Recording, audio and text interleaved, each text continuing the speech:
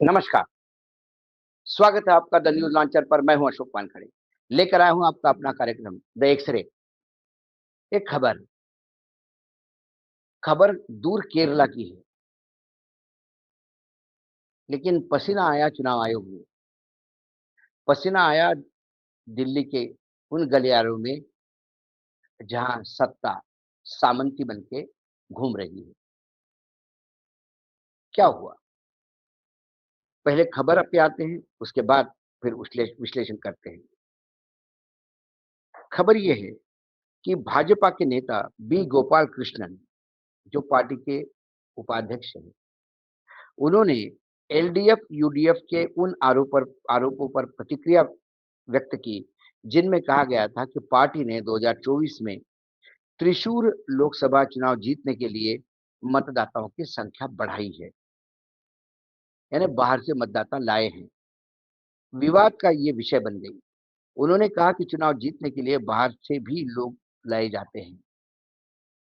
B Gopal Krishnan ने इन आरोपों को स्पष्ट करते हुए कहा कि हम जम्मू कश्मीर से भी लोगों को ले आएंगे और उन्हें 1 साल तक निर्वाचन क्षेत्र में रहने के बाद मतदाता सूची में शामिल करेंगे। हम कल भी ऐसा करेंगे। उनके अनुसार ये फर्जी वोट नहीं है। गोपाल कृष्णन ने कहा कि विधानसभा चुनाव में ऐसा करने का उनका कोई इरादा नहीं और लोकसभा चुनाव में ऐसा निर्णय लिया गया था।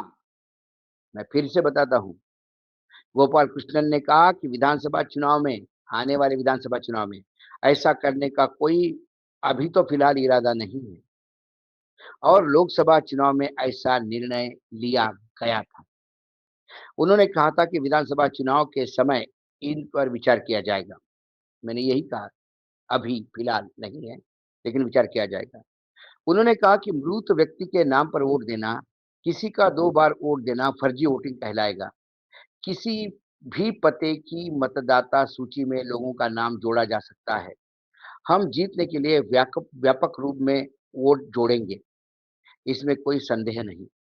त्रिशूर में गोपी सुरेश गोपी की जीत 74,682 वोटों के भारी अंतर से हुई थी। गोपाल कृष्णन ने कहा कि 2019 में 4.16 लाख वोट मिले थे, जो यानी कांग्रेस को, जो घटकर 2024 में 3,27,000 रह गए। उन्होंने पूछा बाकी 90,000 वोट कहाँ गए?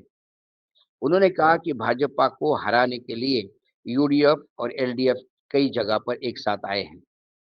अब यदि मैं इसको त्रिशूर लोकसभा के उसमें ले चलूँ आपको कि क्या त्रिशूर लोकसभा में क्या हुआ था 2024 में।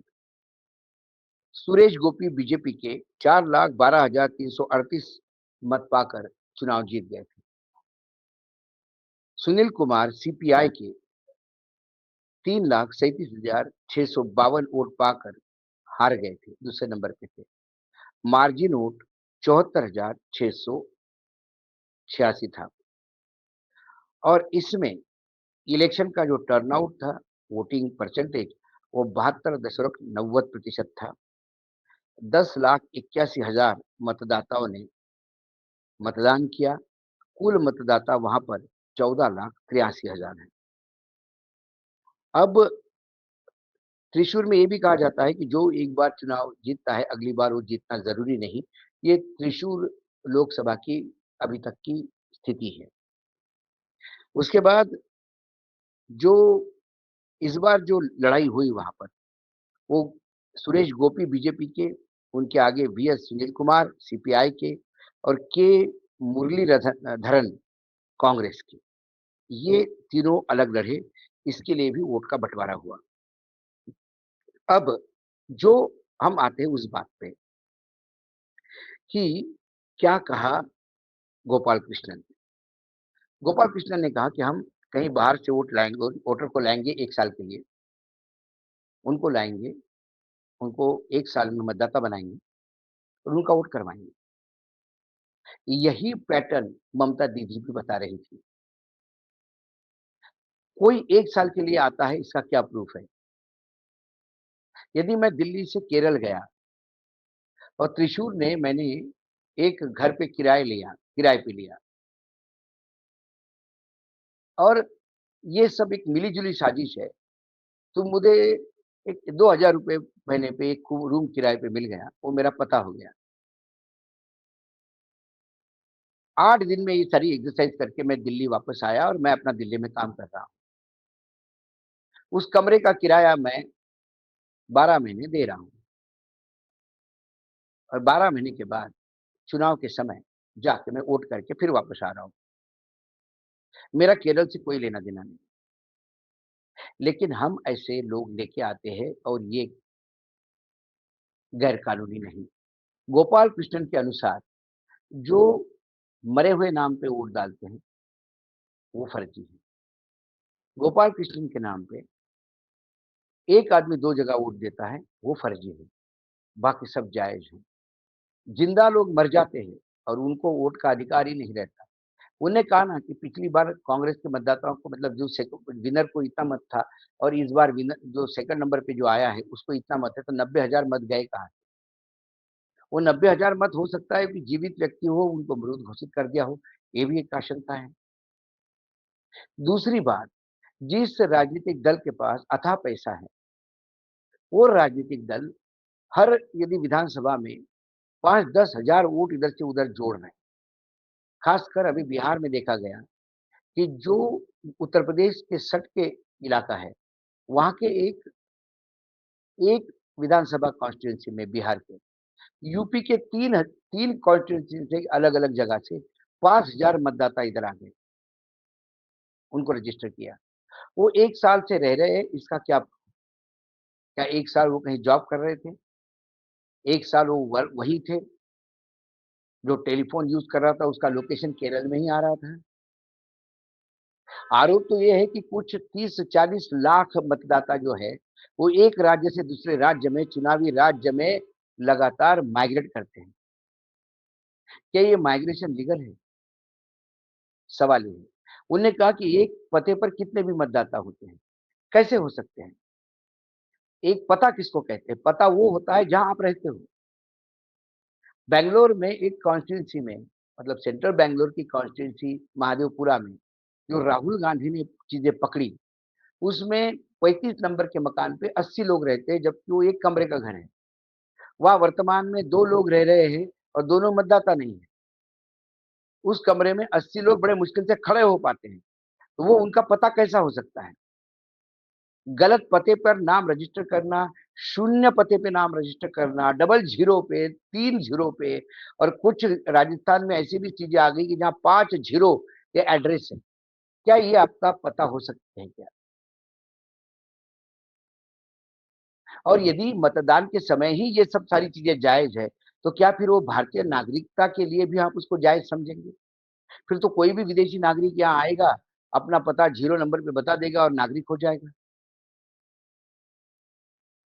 केरल में त्रिशूर में पहली बार बीजेपी का उम्मीदवार आया, ये पहला बीजेपी का सांसद था जो लोकसभा में आया केरल से और उसकी जीत यदि बाहर के राज्यों से लाए हुए लोगों को त्रिशूर में मतदाता बनाकर उनके मतों से है, तो फिर क्या ये त्रिशूर के जनता के प्रतिनिधि है? लोकसभा सदस्य यानी सांसद और विधायक क्या होते हैं? नगर सेवक क्या होता है?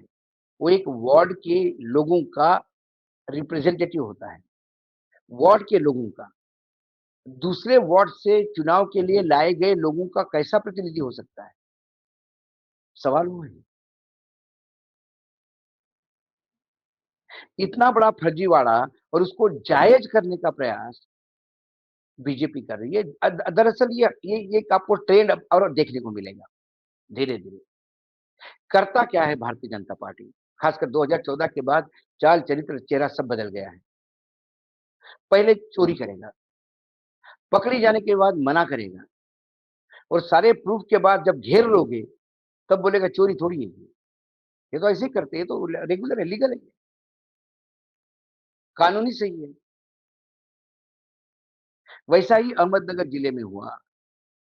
वीके पाटिल का जो साम्राज्य है एजुकेशन इंस्टीट्यूट का, वहाँ सारे विद्यार्थी मतदाता हो गए उस विधानसभा क्षेत्र में।